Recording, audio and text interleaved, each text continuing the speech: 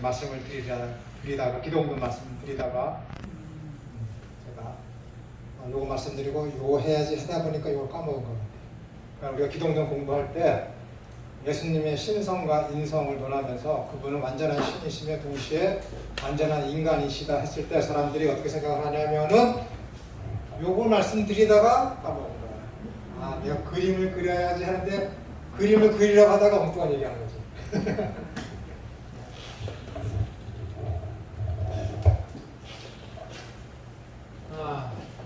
제가 그림을 잘 못하기 때문에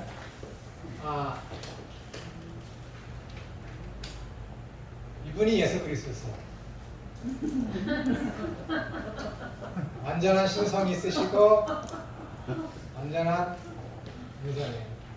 이거 그려드릴까요? 잘 그렸어요. 근육도 그려드릴까? 자, 그러니까 예수님의 신성과 인성이 있는데 요 부분은 오른손과 왼손이 있어요. 요 부분은 신성이고 이쪽 왼손은 인성이고 뭐 배에서 어떤 위장은 신성을 띠고 있고 어느 부분은 인성을 띠고 있고 이런 식으로다가 부분적으로다가 어느 때는 인성 어느 때는 신성이나 어떤 필요할 때는 인성으로 사용하시고 어떤 다른 필요할 때는 신성을 사용하시고 그래서 예수님이 어떤 신성과 인성이 있다는 것이 아니라 예수님 하면은 그분 완전한 인간이시며 완전한 신이시다라고 했을 때는 이 전체 자체 내가 인성과 신성을 공히 지니고 계신다라는 거예요. 필요에 따라서 인성을 사용하시거나 필요에 따라서 신성을 사용하신다라는 것이 절대 아닙니다. 예수님의 인성과 신성을 얘기했을 때 예수님이 인성이 있으시다 했을 때 어떻게 되는 거예요? 그분은 히브리서에 있는 그 말씀대로 예수 그리스도께서 우리를 모르시는 분이 아니라 우리의 모든 것을 옛날에 개역개정에서 뭐라 그러세요? 체휼하셨다. 완전히 지금 동정하시는 분이다. 모든 것을 인간이 경험할 수 있었던 모든 것을 다 경험하는 것은 뭐예요? 인성이에요. 인성이 다 그것을 경험하셨다는 거예요. 예수님께서. 인간의 모든 것을 다 예수님께서 아시는 것이죠. 그래서 야다라고 하는 거예요. 야다. 하나님이 손으로다가 문을 여셔서 인간이 할 수 있는 모든 것을 다 받아들이는 거예요. 그게 야다. 제가 오죽하면 여러분 이걸 이렇게 얘기하겠습니까? 남녀간의 어떤 성적인 교제를 통해서 알게 되는 그런 경험. 하나님이 인간을 하실 때 그렇게 하신다는 거예요. 그러니까 그분이 뭘까요? 우리의 머리카락이 몇 개 있는지도 다 아시는 그런 전지하신 분이다. 라고 했을 때 그것을 야다라고 얘기하고 기노스코라고 얘기하는 거야. 헬라어. 기노스코. 예수님께서 인성이 있다는 것은 완전한 인간으로서 체험하는 고통과 피곤하실 때는 주무셔야 되고 시장기를 느끼셨을 때는 잡수셔야 되는 그런 인성. 그러니까 신성이라는 것은 뭐예요? 무죄무흠한 거. 완전히 무죄무흠 그런 거.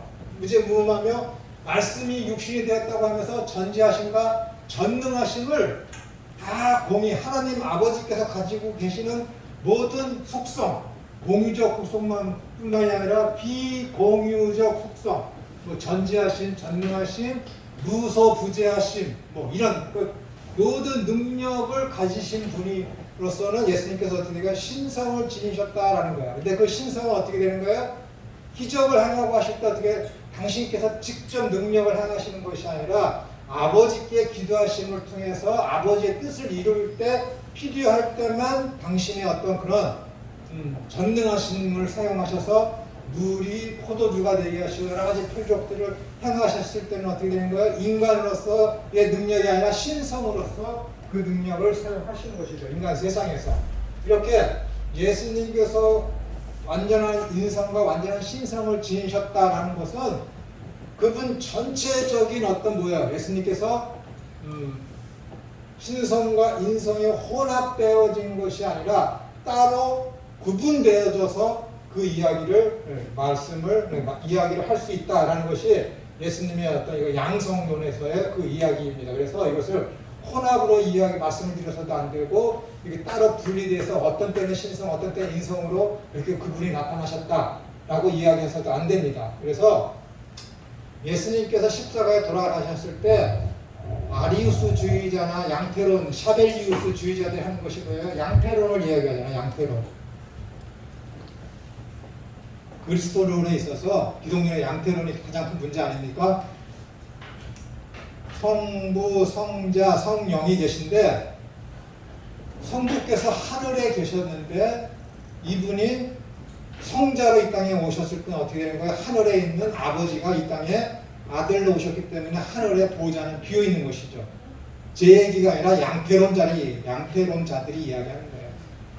어떤 때는 아버지로, 어떤 때는 아들로, 어떤 때는 성령으로 이렇게 필요에 따라서 등장하는 것을 가지고 양태론이다 그러는 거예요. 그 양태론의 대표적인 게 뭐예요? 여기 얼음이 있어요. 햇볕이 쬐 수증기가 나 물이 생기죠. 여기 이거 다 하나의 H2O잖아요. 이런 식으로 설명하는 것은 다 양태론이라는 거예요. 어떤 땐 물로, 어떤 H2O가 어떤 땐 물로, 어떤 땐 고체 얼음으로, 어떤 때는 수증기로. 여기 태양이 있어요. 태양이 성부야.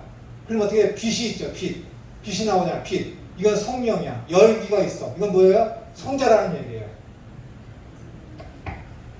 이런 식으로다가 예수 그리스도의 기독론을 이해해서는 안 된다는 거야.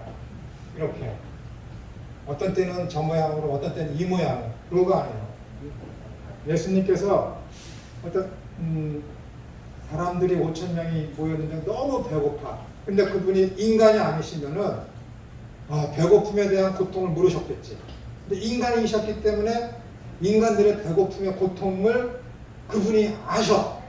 그렇기 때문에 그들에게 양식이 필요한 것을 아시기 때문에 하나님 아버지께 기도를 드리면서 축사를 하셔서 5천 명의 성인 5천 명, 어린이와 여자들까지 다 합치면 어떻게 되는 거예요? 한 4만 명 이상 되는 사람들한테 떡을 나누어 주시는 능력을 행하시는 것이죠. 이러한 것들을 말씀드리려고 아까 기독론에 대해서, 양성론에 대해서 말씀을 드리려고 했던 것입니다. 자, 그러면은 새하늘과 새 땅은 어디인가? 28쪽에 대해서 말씀을 드리겠습니다. 그리고 첫째 부활과 둘째 부활, 첫째 사망과 둘째 사망에 대해서는 다 이해하셨죠. 에베소서 2장 1절부터 3절에 있는 말씀대로 2장 1절에 선언하잖아요. 너희는 죄와 허물로 죽었었는데 그가 너희를 살리셨도다. 본질상 너희들은 모두가 다 본질상 하나님의 진노의 자녀였다. 진노의 자녀가 뭐예요? 사탄과 똑같은 벌을 받아야 할 대상이라는 거예요. 그들이 가는 게 어디예요? 지옥이지, 지옥.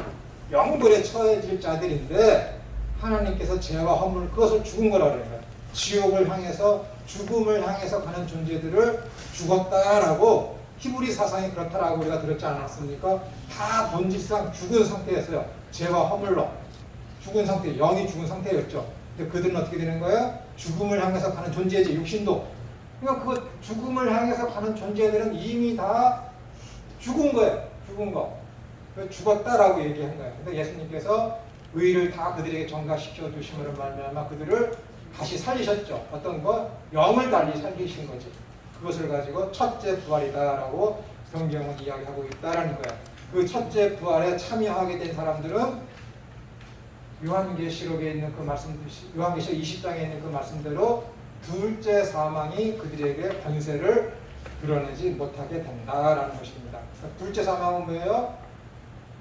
첫째 사망에 이르렀다가 예수님께서 재림하셨을 때 모두가 다 부활을 해요. 그러니까 예수님을 믿는 사람들은 둘째 사망에 처해지지 않고 영원한 삶을 계속해서 살지만은 예수님한테 택함 받지 못하고 죽게 되어서 영벌에 처해지게 된 사람들은 이제 완전히 지옥에 떨어지는 둘째 사망에 처해지게 된다라는 것입니다. 그것을 가지고 둘째 사망이다라고 우리가 이야기하고 살펴보았습니다. 자, 그 다음에 새하늘과 새 땅은 어디인가에 대해서 살펴보겠습니다. 새 땅이란 현재의 땅과는 전혀 다른 땅인가, 아니면 현재의 땅이 새롭게 되는 것을 의미하는가. 이 문제에 대해서는 역사학적으로 계속해서 교회 내에서 이야기되어 오고 있는 것이고 여러분들도 여기 계시지만은 각각 의견이 다를 수가 있습니다. 이사야서 65장 17절과 요한계시록 21장 3절에는 새 하늘과 새 땅에 관해 말하고 있습니다. 하늘과 땅이란 표현은 전 우주를 지칭하는 성경적 표현법으로 이해해야 합니다. 다시요.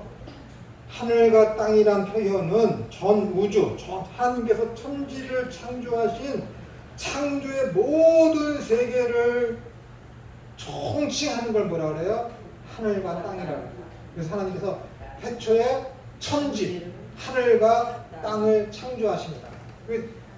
창세기 1장 1절에 태초에 하나님이 천지를 창조하시니라 했을 때는 그 뒤따라오는 3절부터 1장 끝절까지 있는 그 모든 것을 포함해서 1장 1절에 선포한 것이고 1장 3절부터 끝절까지는 창세기 1장 1절에 대한 부연 설명, 자세한 설명입니다.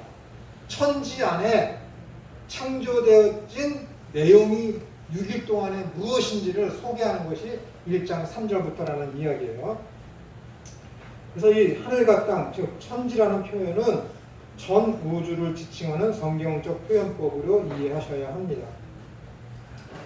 현재의 우주는 완전히 소멸되고 현재의 우주와는 전혀 별개의 새로운 우주가 등장할 것인가? 아니면 새로운 우주는 현재의 우주와 근본적으로 동일하되 오직 새롭게 되고 정화된 상태를 말하는 것일까? 이 둘 중에 하나예요. 둘 중에 하나. 사람들이 그렇게 생각을 하죠. 중간 방법으로 다 이야기하는 사람들은 없습니다. 그러면은 좀 오래된 이야기지만은 예전에 고려시대나 조선시대 때에 만약에 고려에서 조선시대로 넘어가요. 이성계가 이제 고려의 왕조를 무너뜨리고 조선시대를 딱 건국을 했어요. 그럼 백성들이 뭐라고 그래요? 새 임금이 나타났는데 그렇게만 얘기 안 해요. 새 하늘이 열렸다. 그렇지. 예전에는 새 하늘이 열렸다. 새 하늘. 예전에 우리 어머니도 여기 이승만 어머니 이승만에서 박정희로 넘어갔을 때 어두운 하늘이 열렸다. 그랬거든. 어두운 하늘이 열렸다. 공부도 뛰었어. 우리 어머니 이승만을 굉장히 좋아했거든. 이 손이 어떤 손인지 아니 이승만 대통령이 나하고 악수한 손이다. 막 그러시면서. 루터교 신학자들은 전자, 새로운 완전히 지금 이렇게 보이는 세상과는 다른 완전히 다른 천지개벽한 세상이라고 주장을 합니다. 이들은 자기들의 주장을 내세우기 위하여 마태복음 24장 29절, 베드로후서 3장 32절에 호소하고 있습니다. 분명히 천지개벽과 같은 사건들이 현재의 땅이 파괴될 때 발생할 것인데 이러한 엄청난 사건들은 죄와 불완전으로 오염된 이 땅에 대한 하나님의 심판을 나타내고 있다고 보고 있습니다.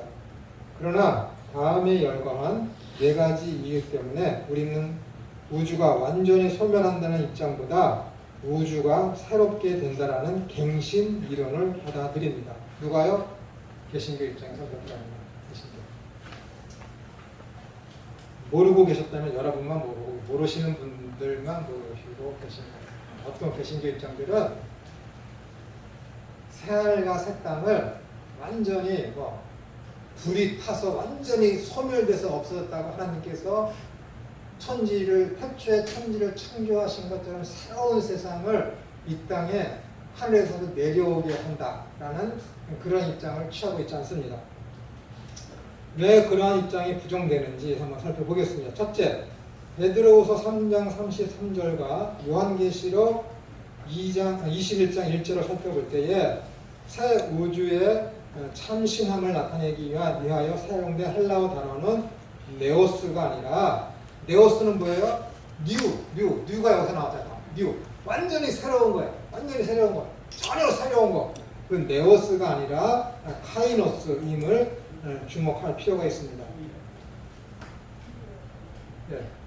네오스는 시간과 기원에 있어서 전혀 새로운 시간 개념, 다시 시작이라는 뜻인데 카이노스의 뜻은 본성이나 질에 있어서 새롭다라는 뜻입니다. 그러므로 우라논, 카이논, 카이넨, 새하늘과 새 땅. 계시록 21장 21절에 있는 이 새하늘과 새 땅이란 단어는 의미는 현재의 하늘과 땅과는 전적으로 다른 새로운 우주의 출현을 뜻하는 것이 아니라 현재의 우주와 동질이 돼 영화롭게 갱신된 우주의 창조를 말하고 있는 것입니다.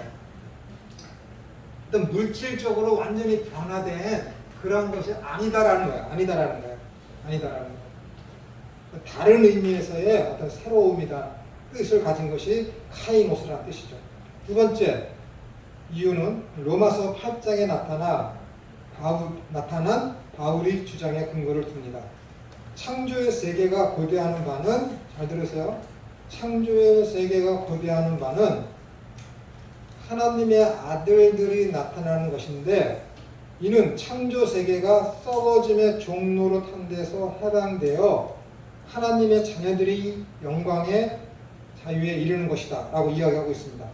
바울의 요점은 장차 종말에 현재의 창조 세계가 전혀 새로운 세계가 되는 것이 아니라 모든 부패로부터 자유케 될 것이라는 점입니다. 여러분, 이스라엘 백성들이 애굽에서 430년 동안의 종노릇을 했습니다. 자기의 것이 있었지만 자기 것이 아니에요. 애굽이 달라고 그러면은 언제든지 탈취당할 수밖에 없는 불완전하고 자기 것을 인정받을 수 있는 것이 전혀 없고 자기 땅이 전혀 없었습니다. 그들이 이제 가나안으로 들어가게 됐죠. 가나안으로 들어가게 됐어요. 그들이 처음에는 38년 전에는 싫다고 했지만은 38년이 지난 다음에는 여호수아와 갈렙이 이렇게 지도하는 하에서 이제 가나안으로 들어가서 가장 먼저 되어진 일이 뭐예요? 땅의 분배. 그러니까는 ጼ데크라는 하나님의 그 공의, 그 ጼ데크라는 본래적 의미라는 것은 무엇이냐면은 하나님의 것은 하나님에게, 인간의 것은 인간에게. 하나님의 것은 뭐예요? 하나님은 명령하시고 주로서, 인간은 피조물로서 순종하는 것. 그럴 때 뭐예요? 언약 관계가 조물주와 피조물과의 관계가 유지되는 것이죠. 주인은 명령하고 종은 들어 순종하고, 그럴 때 주종의 관계가 성립되는 것이죠. 언약이 있어요. 언약이 있는데 언약이 지켜질 때 그것이 뭐예요? 의예요. 의. 그것이 지켜질 때 의예요. 하나님은 약속하셨어. 인간은 거기에 대해 순종해서 그 약속을 지키려고 최선을 다해. 그것을 가지고 의라고 그러는 거예요. 의, ጼ데크. 본래적 ጼ데크의 의는 뭐예요? 하나님은 말씀하시고 피조물은 순종하고. 그것이 본래적 ጼ데크가 가지고 있는 의라고, 의. 근데 그 의가 이 땅에서 우리의 눈으로 보이는 실현되는 의는 무엇이냐면 땅의 분배, 땅의 공의로운 분배. 그래서 이스라엘이 애굽 땅에 들어갔을 때 하나님께서 들어가서 가장 먼저 하신 일이 뭐예요? 12지파에게 공의롭게 땅을 분배하시는 작업이 그거예요. 그것을 가지고 뭐라 그래요? 신명에서 의가 이루어졌다, 성취가 이루어졌다. 그러니까 하나님의 나라는 뭐예요? 불평과 불만이 전혀 없어. 왜? 하나님의 의가 완전히 성취되었기 때문에. 여러분들 의라는 개념을 여러분들 확실히 갖고 계셔야 돼요. 공의라는 개념. 그래서 제가 저번 주에도 말씀드렸지만은 이 마이클 샌더스가 정의란 무엇인가에 대해서 이야기할 때 제레미 벤덤을 해갖고 임마누엘 칸트 이르기까지 쭉 이야기합니다. 공리주의가 무엇이고 정언법이 무엇인지 쭉 이야기하면서 그 자유주의와 신자유주의까지 오늘날까지 오면서 이야기하면서 이러한 것들은 다 뭐예요? 정의가 아니다. 불완전한 정의다. 참된 정의는 어디 있느냐 하면서 쭉 이야기하면서 가는 게 어디라고? 아리스토텔레스를 향해서 뭐예요? 목적론적 윤리, 목적론적 정의로 돌아가야 된다라는 거야. 근데 그 목적론적 정의가 어디에 나와요? 성경에 나옵니다. 너 인간들아 내 존재하는 목적이 웨스터민스터 제1장 1절의 첫 질문이 뭐예요? 인간의 근본된 목적이 무엇이냐? 묻는 거예요. 하나님을 영화롭게 할 것이며 그분으로 말미암아 질투할지. 이게 인간의 목적론적, 존재론적 목적이라니까. 너 인간들이 존재하는 목적이 그거라니까. 하나님을 즐겨하고 그분께 영광 돌리는 것을 가장 가치 있게 삶을 살아가는 게 인간의 존재의 목적이라니까. 이게 기독교인이라니까. 목적론적인 목적. 여기에 부합될 때 뭐예요? 하나님의 공의가 이루어지는 거야. 하나님의 정의가 이루어진다니까. 정의란 이거예요. 누구의 뜻이 이루어지는 거? 네 뜻? 아니야. 내 뜻이 좀 좋지. 좋지. 그럼 그건 뭐야? 도함직가하고 먹음직가하고 치욕가는. 하나님의 뜻은 뭐예요? 그렇지 않아.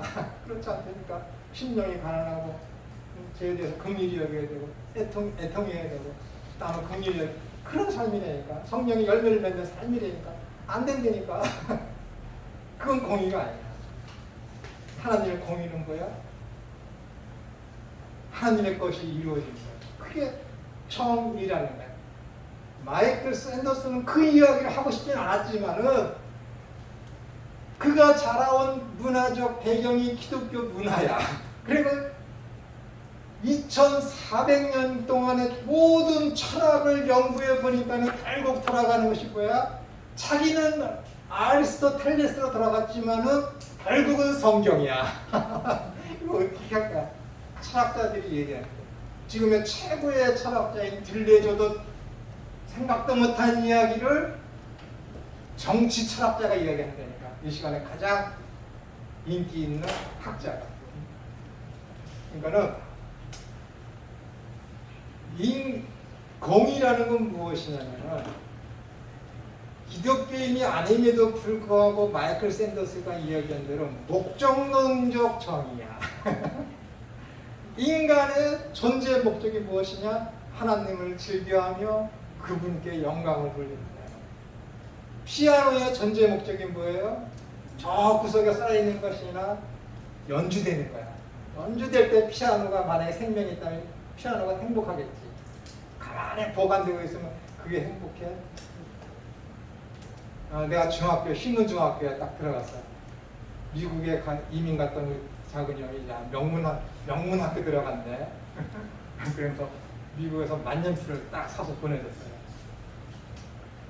너무 좋은 거야. 안 쓰고 잘 보관해뒀어. 미국 파카레니까 얼마나 좋겠어. 잘 보관해갖고 고등학교 딱 들어가서 쓰려니까는 안 돼. 어떻게 했겠어요? 어렸어. 한 번도 안 써보고 벌써. 한 번도 못 쓰고. 한 번도 못 썼어요. 보관만 했어요. 너무 잘 볼 때마다 야, 내가 이제 고등학교 들어가면 그때 써야 돼. 막 그러고 있다가 그러는 거예요. 그 만년필이 기분 좋겠어요? 아무 쓸모없게 된 거잖아요. 그것에 맞게 쓰여질 때 그것이 정의예요. 인간 너희들이 존재의 목적이 뭐라고요? 하나님을 즐겨하며 그분에게 영광 돌리는 삶. 먹든지 마시든지 거하든지 떠나든지 죽든지 살든지 다 하나님의 영광을 위한. 이것이 사도 바울이 이야기한 거잖아요. 얼마나 위대합니까?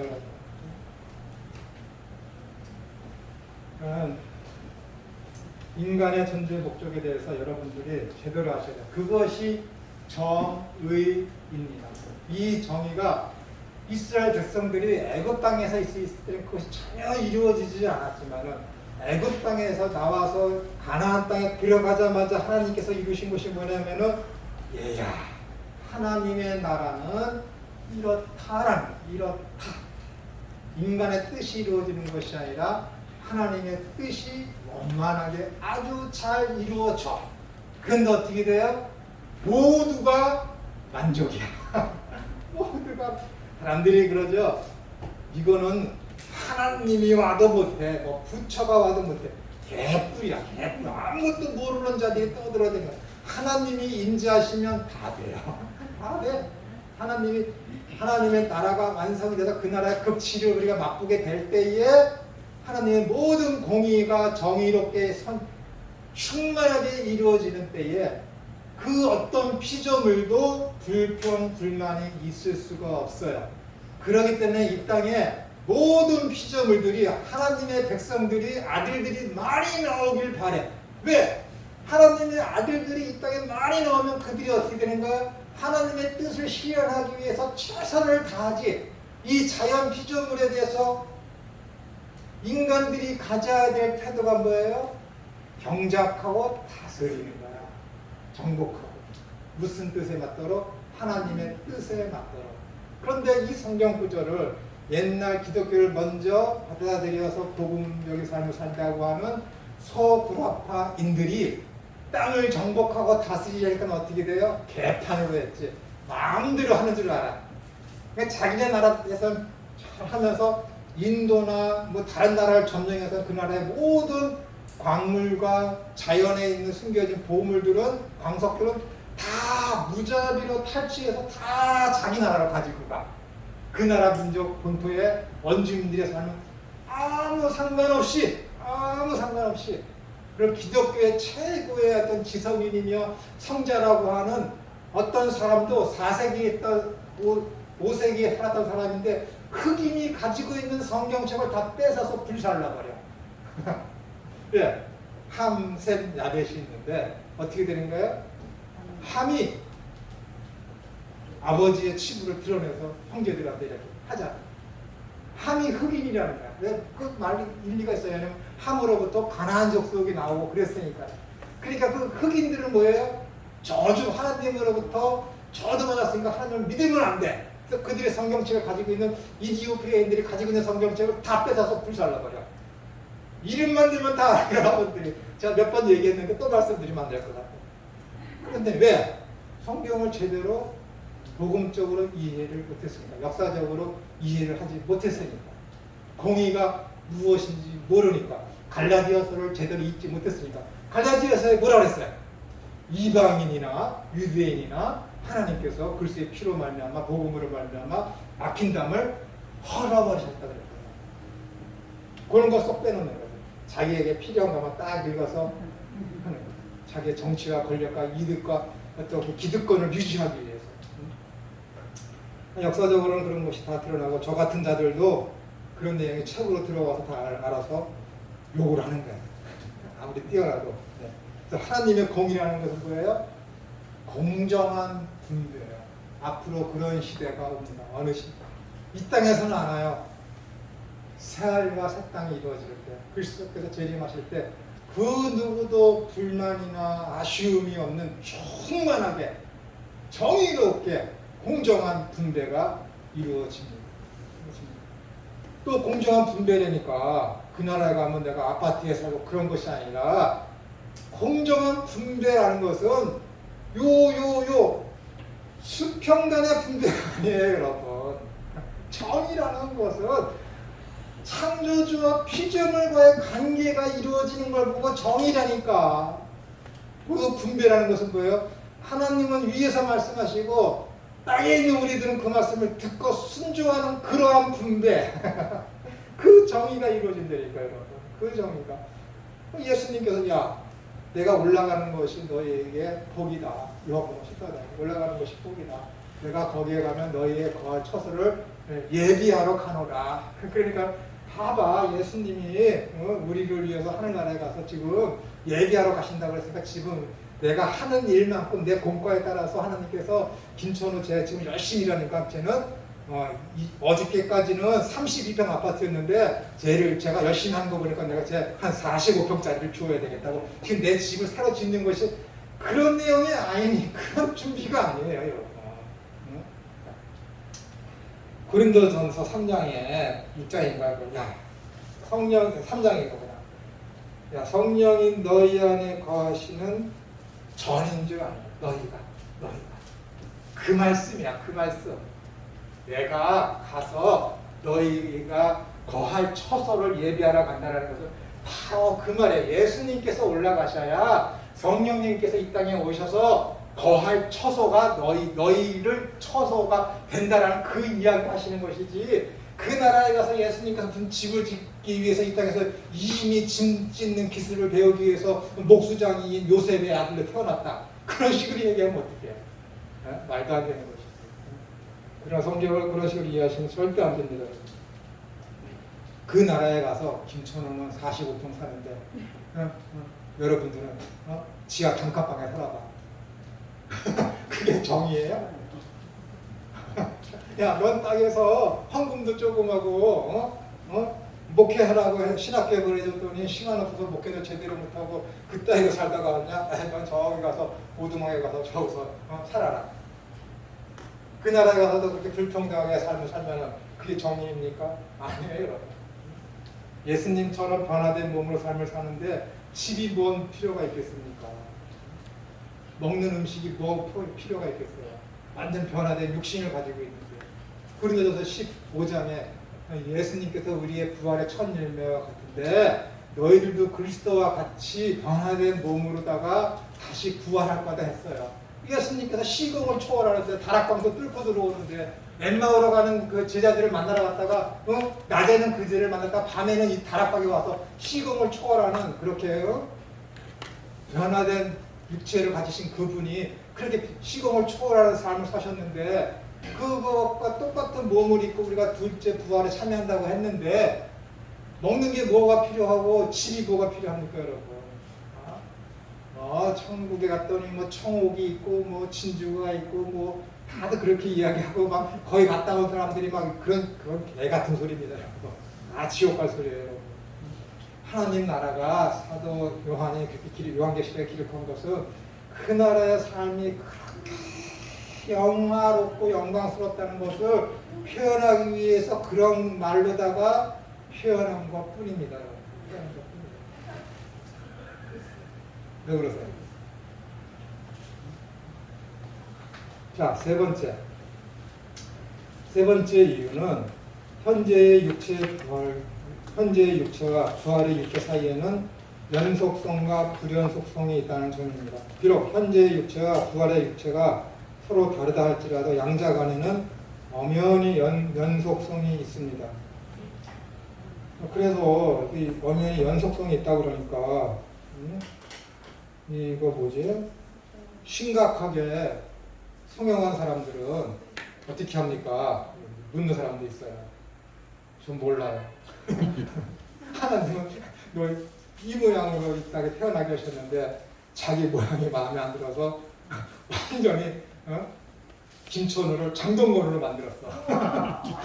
하나님이 천우야 이런 부른 데가 딱 나타나면 몰라봐. 이게 재미를 하는 얘기예요. 청년들이 묻는 질문을 제가 연상해서 말씀드리는 거예요. 알아보시겠죠? 그리스도와 함께 일어난 사람들은 전혀 새로운 인종이 아니라 바로 이 땅 위에 살았던 하나님의 백성들입니다. 이러한 유추적 방법을 통해 볼 때 우리는 새 땅은 현재의 땅과 전혀 다른 종류가 아니라 놀랍게도 새롭게 변한 현재의 땅입니다.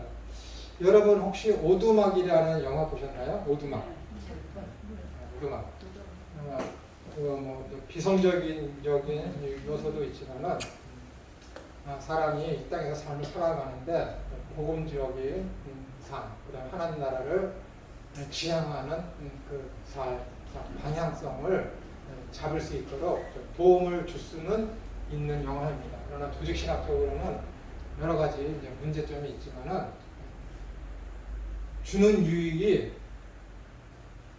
불이익보다 더 많기 때문에 그 오두막이라는 영화를 한번 보실 수 있으면 봐도 많은 도움이 될 것입니다. 네 번째 이유는 만일 하나님께서 현재의 우주를 완전히 소멸시켜야 한다면 결과적으로 사탄이 승리를 쟁취하게 되는 것이기 때문에 그렇습니다.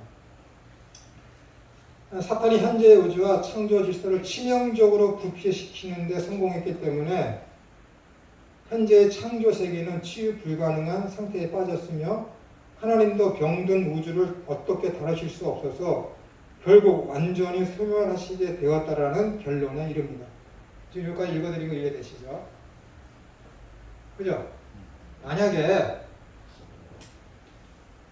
루터교에서 주장하는 대로 새 하늘과 새 땅은 지금 우리가 보고 있는 이러한 세상이 아니라 완전히 이러한 것들로 소멸되어서 완전히 다른 세상으로 재창조가 된다라고 한다는 것은 하나님께서 첫 번째 창조인 눈에 보이고 가시적인 이 세상을 창조한 것을 하나님이 실패하셨다는 것을 인정하는 것이다 라는 거예요. 만약에 완전히 소멸해서 다른 창조를 하신다면, 전지하시고 전능하신 그 하나님께서 실수와 실패를 하십니까?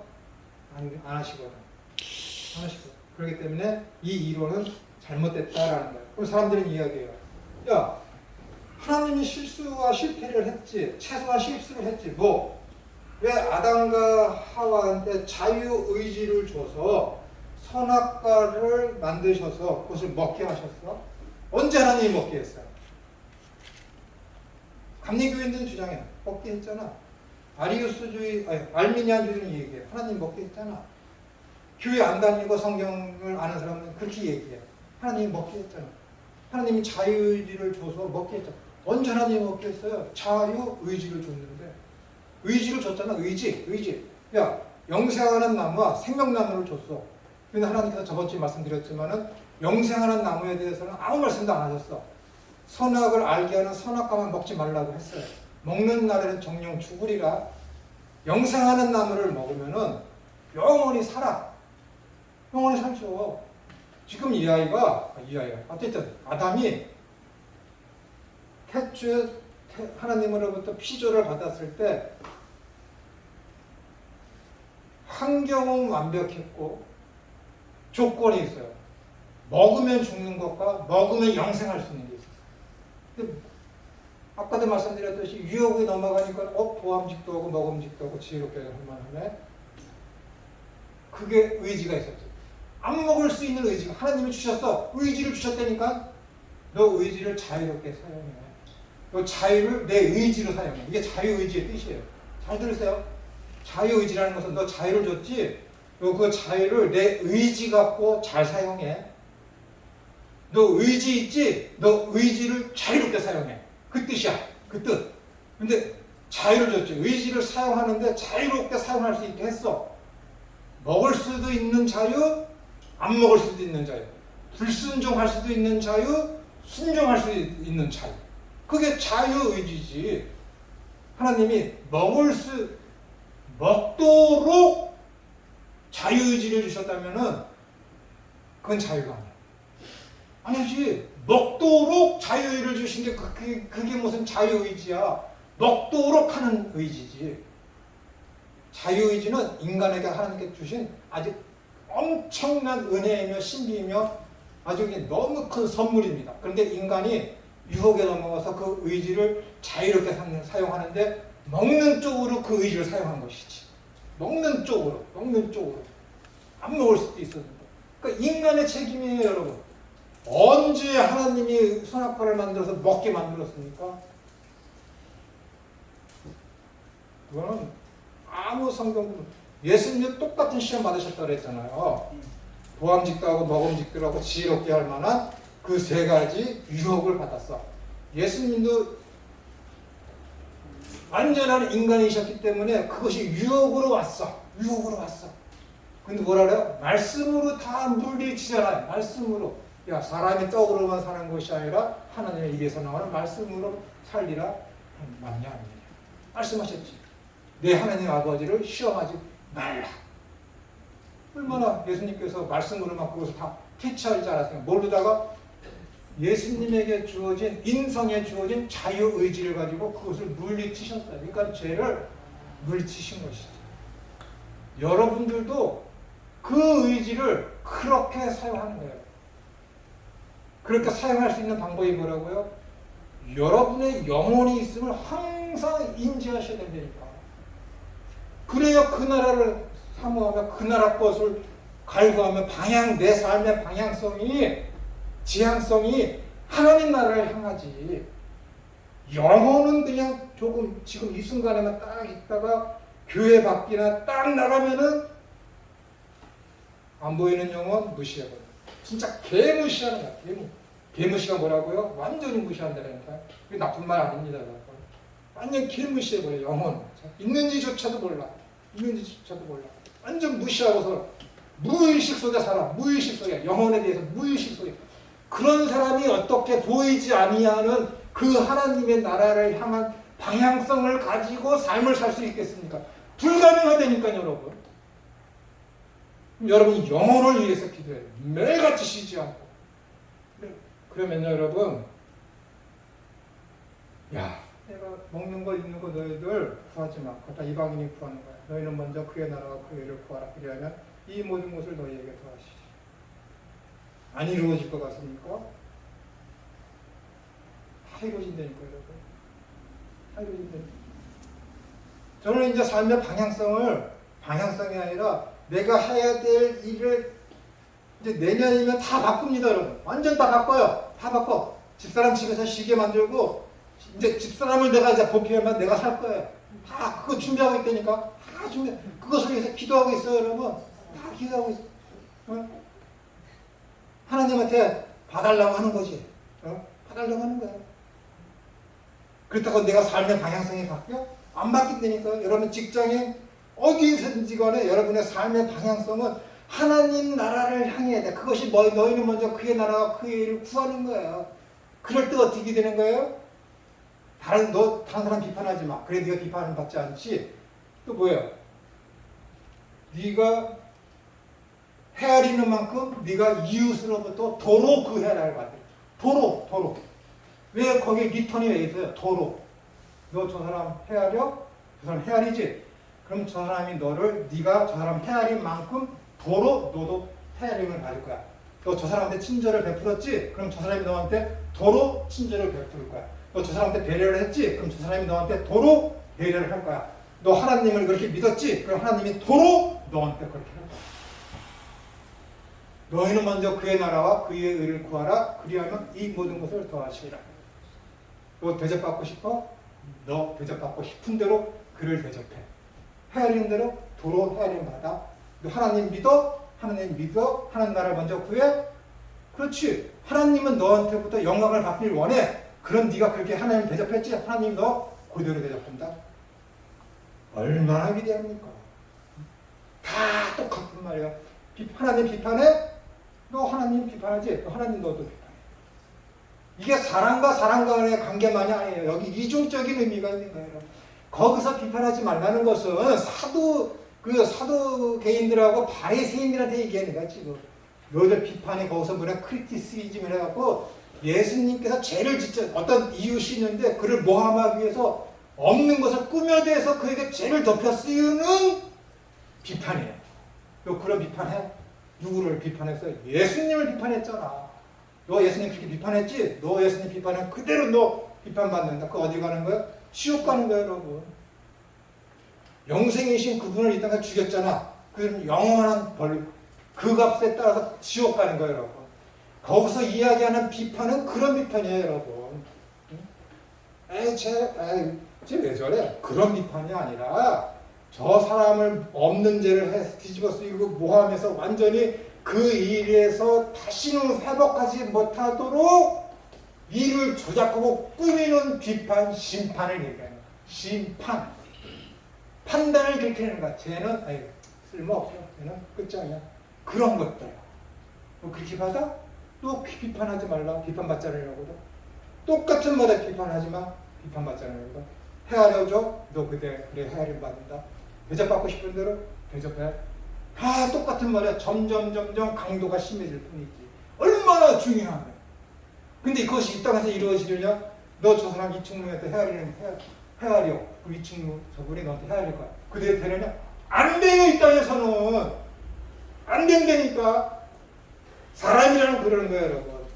내가 남한테 배려를 하면은 계속해서 배려를 받는 사람은 그것이 이 사람이 나한테 해주는 어떤 의무이며 당시 자기가 배려를 받는 것은 권리인 줄 안다니까. 계속 그 친절을 받는 사람은 이 사람한테 그대로 안 해줘. 왜? 사탄의 속성을 그대로 그 사람이 감지하고 있기 때문에 그러는 거예요. 그럼에도 불구하고 그리스도의 어떤 속성을 받은 그리스도인은 계속해서 해나가는 거예요. 계속해서. 근데 이 땅에서는 그것이 헤아려 주는데 헤아림을 받느냐? 안 된다니까. 그게 맞는 거야. 왜? 사탄이 세상을 주름잡고 있기 때문에. 그러기 때문에 하나님 나라를 위해서 기도하는 거야. 쉼 없이. 그 나라가 이 땅에서 실현되게 해달라고. 내가 저 사람을 이렇게 배려했죠, 하나님. 내가 저 사람한테 이렇게 헤아려 줬죠. 저 사람은 나한테 배려하고 나한테 헤아려 주도록 해 주십시오. 이것이 하나님 나라의 뜻이 이루어지는 것이며 그 나라에서 있을 일을 내가 지금 여기에서 맛볼 수 있는 거잖아요 하고 하나님한테 기도하는 거예요. 그게 지향성이지. 너 안 해? 나도 안 해. 이게 무슨 그리스도예요? 너 그렇게 나한테 해? 그래? 나도 너한테 해. 이게 무슨 하나님 나라를 하는 거는 삶의 지향성이야. 근본적으로 다른 거야. 세상 사람들은 나만 내가 잘 보이고 뭐 하기 위해 사는 것이지만은 우리는 내가 소금이며 빛이며 하나님의 그 은혜 만날이라는 뜻 빛인다는 것을 내가 알고 내가 영혼이 있는 것을 알기 때문에 그 나라를 지향하는 삶을 살게 되다 보니까 그렇게 되는 거지. 이게 정의라니까. 하나님의 뜻이 이루어지는 거야. 이게 정의라니까 여러분. 이렇게 살지 못하는 자들 하나님 있죠. 야, 나 외에 다른 신을 섬기지 말라. 십계명 제일 그것이 뭐라 그랬어요? 나 외에 다른 신을 섬기지 말라. 아까 야, 나 외에 다른 신을 섬기지 말라. 그 뜻이라 그랬습니까? 아니라니까. 나 외에 다른 신을 섬기지 말라. 근본적인 그 원어를 쫓아가는 거라면 나를 다른 신으로 섬기지 말라라는 거예요. 나를 다른 우상의 신들과 똑같이 대접하지 말라라는 거야. 여러분도 하나님 믿을 때 성경대로 믿습니까? 성경대로 믿지 않는 게 십계명 제일계명을 어기는 거라니까 여러분. 팀 켈리가 지은 책이 있어요. 내가 만든 신, 내가 만든 하나님. 그 책을 읽어보세요. 여러분들 양심이 있으면 콕콕 찔릴 거야. 성경하고는 전혀 달라. 내가 원하는 거 이루어져야 돼. 내 기도 들어줘야 돼. 예배도 내 마음대로 해. 모든 걸 다 자기 원하는 대로 해. 자기는 믿음이 있다고 해서 그렇게 했는데 나중에 뚜껑을 열어보니까는 성경에는 전혀 없고 하나님의 뜻에는 완전히 맞질 않아. 왜? 하나님은 잘못 알고 있었고 내가 만들었어. 하나님은. 성경 말씀대로 믿는 게 아니라 하나님은 계신 걸 알아. 알아. 믿는다고 믿어. 근데 성경 공부를 안 해. 지 상상 속에 하나님을 만드는 거야. 그래 기도하고 원하고. 근데 그런 뜻들이 이루어지니까 진짜인 줄 알아. 나중에 뚜껑을 딱 열어보니까 야, 너 도무지 너를 알지 못한다. 믿었는 줄 알았는데 저를 쫓겨가라. 저놈 쭉 치고 옷 다 빼앗고 저를 쫓아내. 슬피우며 이르감이 있는 것이지. 얼마나 무서운 건데 여러분. 얼마나 무서운 건데. 10계명 제1계명에 다 있는 거예요 여러분. 그 1계명, 1, 2, 3계명 다 책임지는 거예요. 그것에 대한 너 지금 하나님 잘 믿고 있어? 너 지금 5계명부터 10계명까지 잘하고 있어? 라는 것이 4계명이라니까. 안식일. 안식일을 어떻게 살지, 어떻게 너희들이 이해하고 받아들이냐. 안식일의 주인은 예수님이라니까요, 여러분. 안식일이 뭐라 그랬어요? 질서와 평화와 충만이 있는 거라니까. 저번 주에 얘기했잖아요. 질서와 평안과 충만한 거. 안식일. 하나님의 영광이 다 그렇게 이루어지는 것입니다.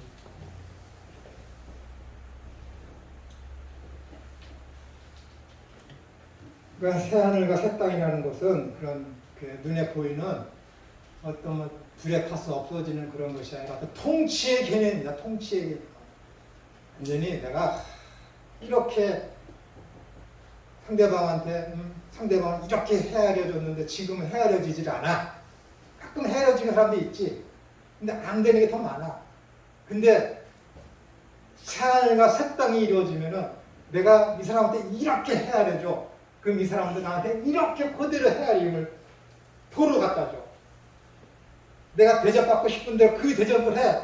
그 사람도 나한테 그렇게 해. 얼마나 공평합니까? 얼마나 좋아요. 이게 하나님의 뜻이라니까. 얼마나 좋습니까? 그런 세상에 와야 되지 않겠습니까? 너나 나나 부족함이 없어. 이 세상이 왜 이렇게 불협화음이 일어나요? 선진국도 프랑스, 영국, 미국 이 3개국이 자신들이 가지고 있는 어떤 그 먹을 것들을 자기들에게 곳간에 채워놓아서 세상에 다 풀어놓으면은 세상 사람도 굶는 사람 아무도 없어요. 아무도 없다니까. 프랑스 이 사람들이 옛날에 아프리카를 얼마나 많이 점령했습니까? 1970년대, 60년대, 70년대, 80년대 들어오면서 아프리카, 소말리아 그런 나라들이 프랑스로부터 얼마나 많이 독립을 했어요. 근데 그들이 진짜 독립했으니까 왜 내전이 일어나요? 독립이 완전한 독립이 아니에요, 여러분. 경제적으로다가 그들이 매여 있다니까. 왜? 소말리아 사람들은 원래 옥수수 그런 걸 먹었어. 옥수수. 근데 프랑스 애들은 옥수수 그런 걸 안 먹거든. 5밀이나 뭐 오트밀이나 그런 걸 먹어. 그 땅에 그 소말리아에 가서 그 땅에 있는 모든 그 나라 원주민들이 먹는 곡식들을 다 뽑아버려. 뭘 만들어? 프랑스인들이 먹는 주식을 갖다 심었다니까. 해방을 했어. 독립을 했어. 프랑스인들이 이 소말리아가 말을 안 들어. 그러면은 자기네 나라가 주로 먹는 곡식을 수입을 안 해. 그 소말리아가 어떻게 하겠어? 잘못했습니다. 우리 오트밀 이 곡식 좀 사주세요. 그래? 그럼 너희들이 그렇게 하니까 미국 말 듣지 말고 누구네 나라 말 듣지 말고 우리나라 말 들어. 그게 독립이에요? 이게 선진국들이 하는 짓거리니까 여러분. 프랑스만 그런 줄 아세요? 미국도 그러고 모든 나라가 다 그래요 여러분. 옛날에 식민지에 참석했던 큰 강대국들이 그 사람들이 가지고 있는 식량만 풀으면은 이 땅에 굶주림에 허덕하며 기아로 죽는 사람 아무도 없어요. 그들이 풀지 않을 뿐이지. 왜? 다 풀었다가 자기네들의 기득권이 사라지고 타국에 대한 이런 이렇게 조종할 수 있는 그런 권력이 상실되기 때문에 식량으로 조종하는 거예요. 그러니까 어떻게 돼야 돼? 하나님 나라가 임해야지. 하나님 나라가 임하면은 그런 마음 먹는 사람조차 없어. 헤아리는 대로 헤아리면 받아. 대접하고 싶은 대로 대접도 받아. 공의가, 정의가 이루어지는 거야. 그게 정의야. 이 땅에 실현된 정의. 눈에 보이는 가시적인 정의. 그게 이 땅 모든 세계에 이 땅에 이루어지는 그때를 가지고 뭐예요? 새 하늘과 새 땅. 땅, 하나님의 백성들. 새 하늘, 하나님이 계시는 그 통치가 완전히 뜻이 하늘에서 이루는 것처럼 이 땅에서 완벽하게 이루어지는 그 시대. 그게 정의예요. 정. 그것을 가지고 새 하늘과 새 땅이라고 하는 거예요. 세상에 천지개벽해서 불나서 없어져서 핵폭탄 전쟁이 일어나고 완전히 하나님께서 갈아엎어서 새로운 땅을 만드는 그런 것들이 아니에요. 완벽하게 하나님의 통치가 이루어지는 그 땅을 가지고 뭐라고요? 새 하늘과 새 땅이라는 거예요. 그 나라가 고대가 됩니까? 아니면은 루터교가 이야기하는 그런 세상의 고대가 됩니까? 기대가 됩니까? 정해진 거예요. 저는 전자를 구합니다. 하나님이 통치해서 내가 헤아리는 대로 헤아림을 받고 내가 대접받고 싶은 대로 대접했더니 그것도 나한테 이렇게 하고 그런 시대가 이루어지기를 저는 더 확고대하고 있습니다. 그러면 서러움이 없잖아. 슬픔이 없잖아. 괴로움이 없잖아. 마음 먹은 대로 다 되는데 죄도 없고 얼마나 좋습니까? 응? 쉬었다가 마시고 또 하겠습니다. 리터교가 복음주의죠.